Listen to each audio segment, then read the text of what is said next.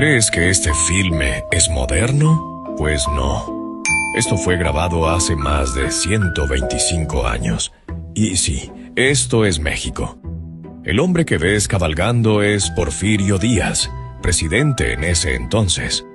Y lo más loco de todo es que fue grabado por un francés, con una de las primeras cámaras de cine del mundo. México fue uno de los primeros países en ser filmados, y lo que quedó registrado es un pedazo de historia que pocos conocen. Tal vez no lo sepas, pero uno de los primeros países en ser filmados en toda la historia fue México. No fue Estados Unidos, no fue Inglaterra, fue este país, con sus calles de tierra, sus haciendas, su gente, su presidente y su vida real. En 1896, mientras el cine apenas comenzaba en Europa, dos franceses llegaron a México cargando un aparato que pocos habían visto antes, el Cinématographe Lumière. Gabriel Veire y Claude Ferdinand von Bernard. Nadie los conocía, pero traían algo que cambiaría el mundo: la capacidad de capturar la vida en movimiento. Fueron enviados por los mismísimos hermanos Lumière, los inventores del cine, para mostrarle al mundo esta nueva maravilla. Y México fue uno de los primeros escenarios. Aquí el gobierno de Porfirio Díaz no solo los recibió, sino que les dio acceso a todo: palacios, calles, mercados, campos, cuarteles, incluso al mismísimo presidente. Sí, Porfirio Díaz fue uno de los primeros mandatarios del mundo en ser filmado, montando su caballo, saludando frente al castillo de Chapultepec, acompañado de jinetes y rodeado de paseantes en bicicleta. Gabriel Veire quedó tan fascinado con lo que veía que no se limitó a grabar solo al presidente. Durante su estancia en México, filmó más de 35 cortometrajes documentales, muchos de ellos sin guión, sin actores, solo la vida misma. Como era, los hermanos Lumière comenzaron a filmar en Francia en 1895. Pero rápidamente enviaron camarógrafos por todo el mundo para capturar escenas reales. A estas películas les llamaban vistas o actualités.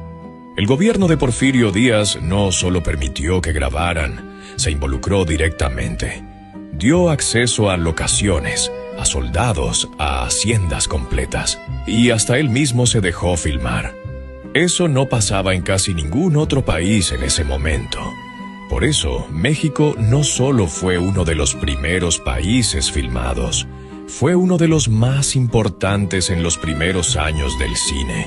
Las cámaras de Gabriel Veire no solo grabaron al presidente, también capturaron la vida real, la vida cotidiana, la que no aparece en los libros de historia.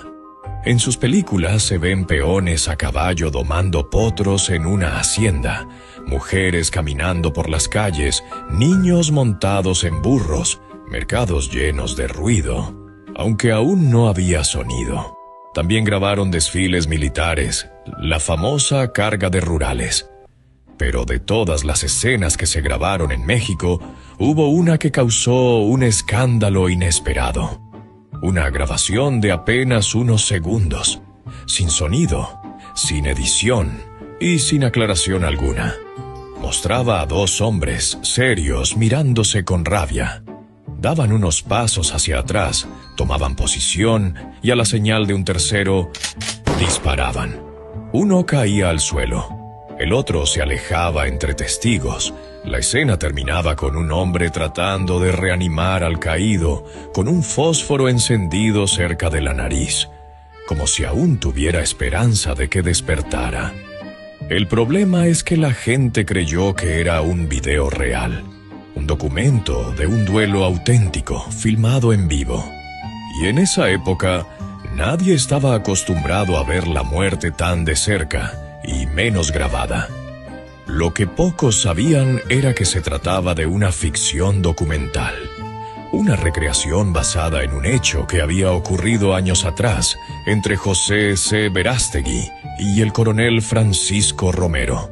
Ese duelo sí fue real, y terminó con uno de los dos muerto, y el otro preso por asesinato. Pero la grabación de Gabriel Beyre no era el hecho original. Era una especie de película reconstruida, aunque el público no lo supiera. Pero lo que sorprende no es solo lo que grabaron, es el hecho de que lo grabaron aquí. Mientras en otros países apenas se filmaban fábricas o plazas vacías, México abrió las puertas al cine sin miedo. Y lo hizo con todo. Las filmaciones mexicanas de Gabriel Beyre fueron tan impactantes que muchas de ellas se presentaron en la Exposición Mundial de París de 1900, junto con inventos y maravillas de todo el planeta. Y allá, mientras el mundo miraba trenes, motores y máquinas, también miraban a México, con sus campesinos, sus caballos, sus vestidos largos, su polvo y su realidad. Porque el cine nació en Europa, pero México fue uno de los primeros en mostrarle al mundo su alma. Lo más poderoso de estas filmaciones no es la tecnología, ni siquiera el hecho de que fueran de las primeras del mundo.